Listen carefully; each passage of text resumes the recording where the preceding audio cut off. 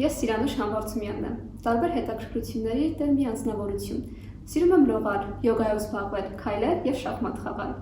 Ինչպես բոլոր մարդիկ, այնպես էլ ես ունեմ վախեր։ Շատ ու տարօրինակ վախերի միջից ուզում եմ նշել եւ առանձնացնել հետեւյալը՝ վախ զարթուցիչի ձայնից։ Հիմա կպատմեմ եւ կհասկանանք թե ինչու։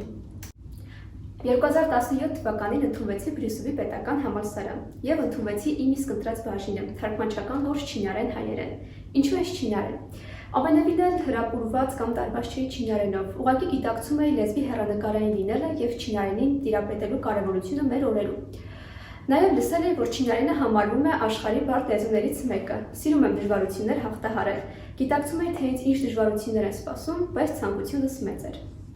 Առաջին կուրսում մեզ չինարեն սկսեց դասավանդել հենց չինացի դասախոսը, որպեսզի լեզվակրի ականջով լսեր եւ ասեր, մեզ մոտ կստացվի չինարենը, թե ոչ։ Սկզբում ամեն ինչ շատ լավ էր եւ բոլորիս մոտ ամեն ինչ հավասարաչափ առաջ էր գնում, սակայն երբ սկսեցինք տոնային արտասանության մասը անցնելը, ինձ մոտ սկսվեց բարդություններ։ Երբ որ հատուկենտ բառեր էի արտասանում, ինձ մոտ ստացվում էր, բայց երբ որ արտասանում էի մեկ ամբողջական նախադասություն, տոները խառնվում էին իրար եւ կամ նախադասությունների իմաստազրկվում, կամ մեկ ուրիշ իմաստ էր ստանում։ Չին դասախոսն ինձ կանչեց իր մոտ եւ ասաց, որ չինարենն ինձ մոտ չի ստացվում եւ քանի շուտ է փոխեմ իմ մասնագիտությունը։ Սակայն ես փորձեցի չհամաձայնել եւ ասել, որ ես շատ կաշխատեմ եւ ինձ մոտ կստացվի։ Դասախոսն ինձ ասաց, որ խնդիրն այնպիսին է, որ կապված չի աշխատասիրության հետ եւ որ չինարենն այնպիսի լեզու է, որ կամ ստացվում է քեզ մոտ կամ չի ստացվում։ Ես փորձեցի չհամաձայնել եւ խնդրեցի, որ մինչեւ կիսամյակի ավարտը ինձ ժամանակ տան։ Մինչև կիսամյակի վերջ օրերը սկսվում եւ ավարտում էին գրադարաններում, անընդհատ կարդում էի, լսում, ձայնագրություններ անում, այնուհետև իմ կարդացածը ձայնագրում եւ համեմատում։ Սակայն կիսամյակի վերջ դասախոսը դիմեց դեկանին եւ ասաց, քանի շուտ է, փոխենք իմ մասնագիտությունը, քանի հնարավորություն կա։ Դեկանն ինձ կանչեց իր մոտ եւ ներկայացրեց խնդիրը։ Ես փորձեցի չհամաձայնել եւ խնդրել, որ ինձ թույլ տա ես շարունակեմ նույն կուրսում, շարունակել իմ ուսումը։ Դեկանն ինձ ասաց, որ առանց իմ համաձայնությամբ չի կարող փոխել իմ բաժինը, ուստի ես մնացի նույն խմբում։ Այնուհետև սկսեցի անհատական մեթոդներ պատրաստել։ Թուղթը բաժանում էի փոքր մասերի, այնպես որ կարողանար տեղավորվել գրպանումս, որպեսզի տանից դուրս գալիս ինձ հետ վերցնեի։ Թղթի առաջին հատվածով գրում էի չինարեն հիերոգլիֆը, իսկ հակառակ կողմում գրում էի արտասանությունը եւ բառի թարգմանությունը։ Երբ որ ընկերներով հավաքվում էի, խնդրում էի նրանց, որպեսզի խաղայինք հետեւյալ խաղը։ Խաղը հետեւյալն էր, նրանք ինձ ցույց էին տալիս չինարեն բառը, չինարեն կողմը, թղթի, ես կարդում էի, օրինակ ճոնհաո, այստեղ ավելի լավ եւ փորձում էի գուշակել բառի իմաստը թարգմանությունը։ Այս խաղը օգնում է, որպեսզի բառապաշարը հարստանա։ Այնուհետև գնալով թղթերը շատանում էին, դարձան 50, 100, այսպես գնալով շատացան եւ ես զգացի, թե ինչպես էր օր-օրին բառապաշարը հարստանում։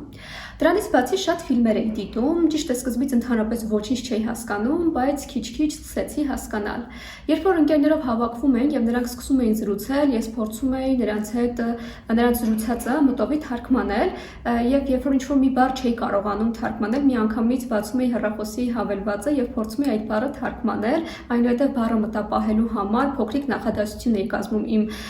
մտքի մեջ եւ փորձում էի անդադ կրկնել։ Այսպես սկսեց իմ բառապաշարը հարստանալ եւ օր-օրի զգում էի լեզվի փոփոխությունը եւ պրոգրեսը։ Մոտենում էր տարվա ամփոփիչ քննությունը եւ ես պետք է անեի անհնարինը, որպեսզի կարողանայի արդարացնել եւ իմ եւ դասախոսի սպասումները։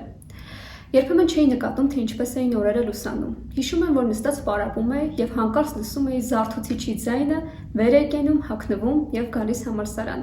Այո, հենց այստեղից էլ ժառանգեցի զարթուցիչի ձայնի նկատմամբ ունեցած վախս։ Քննությունը գերազանց հանձնեցի եւ արժանացա չին դասախոսի գովեստի խոսքերին։ Այնուհետև, երբ չին դասախոսը գնաց Հայաստանից, հենց Չինաստանից ինձ նամակ ուղարկեց, որ շատ է ցավում, որ թերագնահատել է ինձ եւ որ ես կարող եմ անել ավելին։ Ճիշտ է, ես այդքան էլ գոհ չէի ինձնից, նկատում էի, որ ես շատ բացեր ունեմ, դեռ շատ աշխատելու տեղ ունեի։ Որոշեցի նույն կերպ շարունակել եւ հասնել մի շարք հաջողությունների։ Երկրորդ տարին սկսելուն պես սկսեցի ուսումնասիրել չինարենի կալիգրաֆիան, վայելչագրությունը։ Մասնակցեցի մի շարք մրցույթների, որոնք իրար ետևից ձախողում էին, սակայն կարողացա վերջում ստանալ 2 կնիկ, որից մեկը անվանական։ Կալիգրաֆիա ուսումնասիրելը շատ հետաքրքիր է եւ առաջնայինը պետք է համբերությամբ զինվենք։ Կալիգրաֆիան ինձ սովորեցրեց ինչպես համբերատարորեն հաղթահարել ցանկացած ձախողություն։ Կալիգրաֆիայի մեջ շատ կարեւոր է թանաքի հանձրությունը։ Պետք է կարողանանք բավականաչափ ջրի մեջ 4 թանակը դարձնել հեղուկ։ պարբերաբար այն շարժելով, որպեսզի ջրի մեջ լուծվի։ Այնուհետև ամենակարևոր կետերից է վրձնի ճիշտ դիրքը, որպեսզի կարողանանք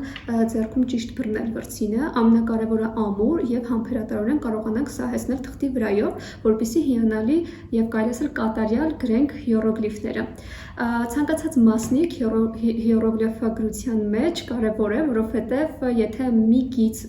թեք լինի կամ շեղված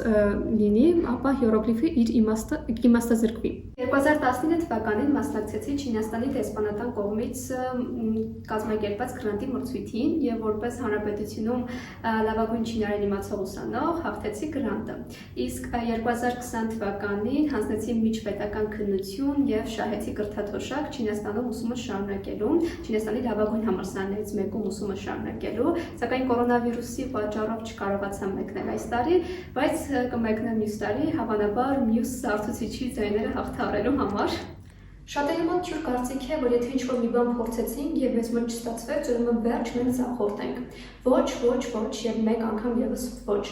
Ուղղակի մենք պետք է կարողանանք փոխել մեր մոտեցումը։ Օրինակ, ես միշտ մտքումս պատկերացնում եմ, որ ես պատրաստվում եմ մի մեծ թռիչքի եւ նման ձախողումներն ընկալում եմ եւ դիտարկում եմ որպես թևերի համար նախատեսված հատուկ մարզանք, որը կօգնի իմ հետագա թռիչքը դառնա ավելի սահուն եւ ավելի երկար։ Որպես խորհուրդ կասեմ, որ երբեք բացասական մի տրամադրվեք այն մարդկանց դեմ, ովքեր ձեր սխալը բացահայտված ասել են ձեզ։ Այլ ընդհակառակը շնորհակալ եղեք նրանց եւ փորձեք հնարավորինս շուտ գտնել եւ լուծումը տալ այդ խնդրին։ Եվ եթե երբեմն համաձայն չեք նրանց հետ կամ չեք իսում նրանց կարծիքը, ուղղակի փորձեք հասկանալ, թե որտեղից է գալիս տարակարծությունը։ Պետք չի խնդիրը դարձնել հանրային, քանի որ ես կարծում եմ կողքից պարբերաբար հնչող հարցերը կարող են միմիայն մեզ շեղել ճիշտ ուղուց եւ երբեմն էլ նաեւ նյարդայնություն առաջացնել։